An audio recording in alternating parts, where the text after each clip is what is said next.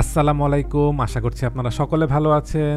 দেশ এবং প্রবাস থেকে যারা ভিডিওটি দেখছেন আপনাদের সকলকে স্বাগতম। এই জায়গাটি কমলাপুর, এখানে মাটির নিচে এমআরটি লাইন 1 এর পাতাল রেলের স্টেশন হবে। সামনে এখানে যে স্টেশনটির কাজ চলছে এটি হচ্ছে এমআরটি লাইন 6 এর কমলাপুর স্টেশন। এখানে বাম পাশে কমলাপুর রেলওয়ে স্টেশন। এই স্টেশনটির ঠিক সামনে মেট্রো রেলের এমআরটি লাইন 6 এর স্টেশন হচ্ছে, আর এখানেই হবে পাতাল রেলের স্টেশন। এমআরটি লাইন 1 যেটি হযরত শাহজালাল আন্তর্জাতিক বিমানবন্দরের সামনের দিক থেকে শুরু হয়ে কুড়িল রামপুরা হয়ে কমলাপুর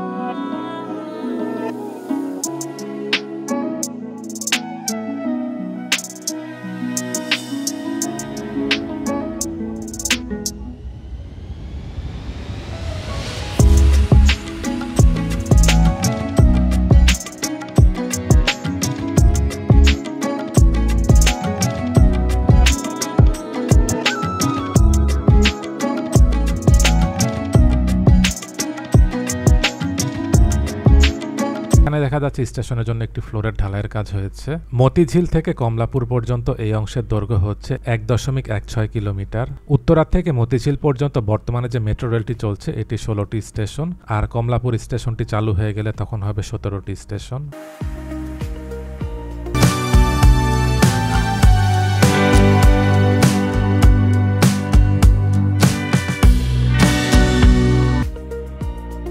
এখানের যে সড়কটি দেখতে পেলাম বর্তমানে বন্ধ রয়েছে। এমআরটি লাইন 1 পাতাল রেলের কাজটি যখন শেষ হয়ে যাবে তখন এখানে স্টেশন পরিবর্তন করে এক স্থান থেকে আরেক স্থানে যাওয়া যাবে। যারা মিরপুর, বিজয় সরণি, ঢাকা বিশ্ববিদ্যালয়ের দিক থেকে রামপুরা, বাড্ডা এবং পূর্বাচলে যাবে তখন কমলাপুরের এখানে এসে এমআরটি লাইন 6 এর স্টেশন থেকে নেমে পাতাল রেলের স্টেশনে গিয়ে তারপর পাতাল রেলের সেই রুটগুলোতে যাওয়া যাবে।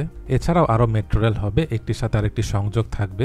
বর্তমানে এমআরটি লাইন 5 সাভারের হেমায়েতপুরে সেটি ডিপো তৈরির কাজ চলছে। সেটি রুট হচ্ছে সাভারের হেমায়েতপুর থেকে গাবতলী, মিরপুর 10 হয়ে গুলশান, ভাটারায় গিয়ে শেষ হবে।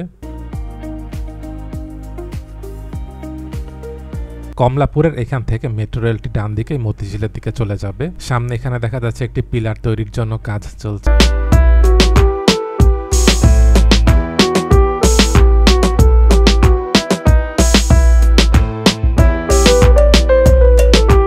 ভবন ছিল সেগুলোকে অধিগ্রহণ করার পর সেগুলোকে ভেঙে ফেলা হয়েছে। এখন দেখা যাচ্ছে বেশ খানিকটা জায়গায় পিলারের কাজগুলো হয়ে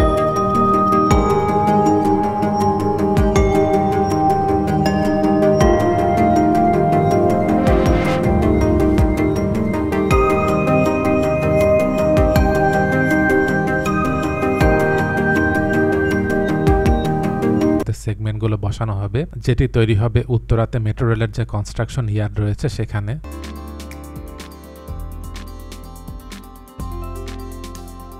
সামনে এটি হচ্ছে শাপলা চত্বর।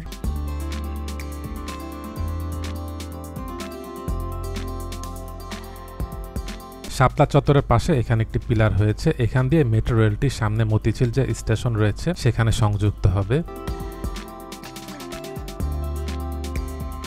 সামনে এটি মতিঝিল স্টেশন, এখান থেকে উত্তরা পর্যন্ত বর্তমানে ট্রেন চলছে। জানা গেছে 2025 সালের জুন মাসে মতিঝিল থেকে কমলাপুর এই অংশে মেট্রো রেলের কাজটি শেষ হওয়ার কথা রয়েছে।